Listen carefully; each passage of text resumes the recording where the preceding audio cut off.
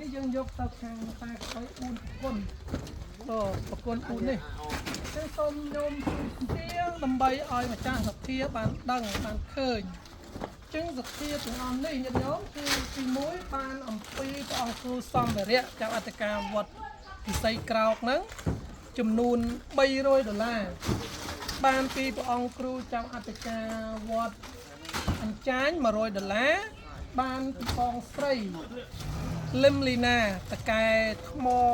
ធំជាមួយបងកូនណៃហ្នឹងចំនួន$160ព្រះអង្គគ្រូចៅអធិការវត្តរួមក្របៅចំនួន$20,000ព្រះអង្គគ្រូវត្តចក$19,000អញ្ចឹងគឺបានមកអំពីព្រះអង្គគ្រូចៅអធិការព្រះអង្គគ្រូមហាស្រីទឹកនៅសហរដ្ឋអាមេរិករួមជាមួយពុទ្ធបរិស័ទចំណងជើងវត្តថ្មីនេះបានមកអំពីបងរិទ្ធណយណាបងរិទ្ធណយនៅសហរដ្ឋអាមេរិករួមជាមួយអ្នកម្ដាយចូលបាន2ដែរអញ្ចឹងប្រគុណយើងទៅធ្វើនឹងបាន4អញ្ចឹងយើងយក4នេះទៅដាក់ហើយមកវិញយើងនឹងធ្វើបន្តទៀតជាមួយឪព្រះមហាស្រីទឹកព្រះមហាស្រីទឹកចូលបាន7ប្រគុណជាមួយពុទ្ធបរិស័ទរបស់លោកអញ្ចឹងបើយើងសរុបទៅយើងជាងបានជាង11បង្គន់ហើយញាតិញោមអញ្ចឹងឥឡូវពេលនេះយើងដឹកក្បួនសិនមកវិញយើងនឹងដាក់ទៅខាងភូមិតំបន់ជោគជ័យបន្តហើយនឹងបឹងតគួនតែឥឡូវមកដំបងដោយសារតែជាងរបស់ខ្ញុំការណាគាត់សម្រាប់រវល់ឡើងផ្ទះគាត់អញ្ចឹងទៅក៏ផ្ទះហើយកញ្ចៃទាំងអស់ហ្នឹងក៏ទើបតែនឹងធ្លាក់មកបានទើបតែនឹង2ថ្ងៃទេពអញ្ចឹងអរគុណច្រើនសម្រាប់ពុទ្ធបរិស័ទហើយអ្វីដែលអាត្មាចង់ឲ្យញាតិញោមជួយ share នេះគឺដើម្បីចង់ឲ្យវីដេអូនេះបានឃើញទៅដល់ម្ចាស់សទ្ធានិងរកម្ចាស់សទ្ធាបន្ថែមទៀតដើម្បីឲ្យគ្រប់នឹង100ប្រគុណ100ប្រគុណហើយយើងកម្រងធ្វើនេះគឺ100ប្រគុណដើម្បីជួយសម្រាលដល់ទុករបស់បងកងតបព្រោះញាតិញោមបានឃើញបានដឹងហើយថា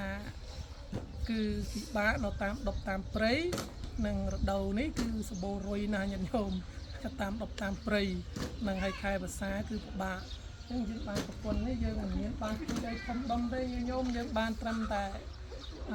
សម្រួលកិច្ចការងារនេះទៅជូនពួកគាត់អញ្ចឹងបន្ទប់ទឹកនេះគឺគ្រាន់តែយើងយកទៅលើកដាក់តែម្ដងឲ្យពួកគាត់ជីកលូជីកដណ្ដៅស្រេចហើយយើងលើកដាក់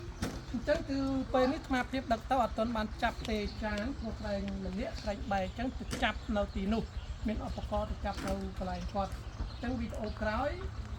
នឹងបានទៅដល់ទីនោះខ្ញុំពិចារណានឹងថតសកម្មភាពជាក់ស្ដែងជូនទៅដល់ម្ចាស់សទ្ធាទាំងអស់ឲ្យបានឃើញបានដឹងបានឮបន្ថែមទៀតអញ្ចឹងខុសត្រូវយ៉ាងណាសូមអធិស្ឋានរាល់ការផ្សព្វផ្សាយគោលបំណងនោះគ្រាន់តែចង់រកស្វែងរកម្ចាស់សទ្ធាដើម្បីជួយឲ្យបាន100ប្រគុណទៅដល់សម្រាលបងកងតបអញ្ចឹងខ្ញុំព្រាបបែបនេះជួយគាត់ទៅគាត់សប្បាយចិត្តណាស់ញាតិញោមថាគាត់សប្បាយចិត្តហើយលឿនណាមិនសូវនឿយហត់បងគាត់តែគាត់សាងចម្រើនអាយុវែងទាំងអស់គ្នាណាបងណាគណៈនេះជាសកម្មភាពដែលយើងបានលើកបង្គន់យើងឡើងលើឡានហើយញាតិញោមងាយស្រួលលើកដាក់ចែងបងតែមួយឡានការីយើងនេះដាក់បានប្រមាណនេះទៅជាក់ស្ដែងសិនញាតិញោមព្រោះ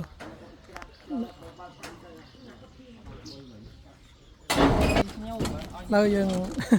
លើកទឹកសុទ្ធនេះដាក់ចូលទៅវិញក្នុងប្រគុណដោយសារតែឡានយើងតូចដឹកទឹកផងដឹកបន្លែផងប៉ុន្តែស្រួលមួយយ៉ាងដែរញាតិញោមកុំឲ្យបាក់ចងពេលជាអត់ហើទេយើងដាក់ទឹកយើងបានដាក់ទឹក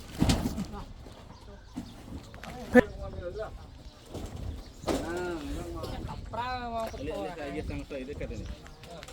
គេចូលទៅមួយទៀតអង្គនោះចូលបង្គន់ហោះបង្គន់ហើបង្គន់ហោះចូលនឹងដាក់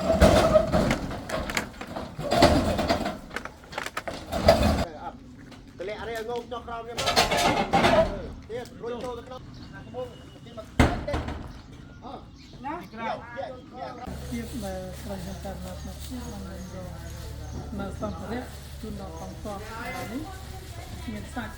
មានត្រឹមតែមានបន្លែមានសាច់គោលគោលសក់បានមកពី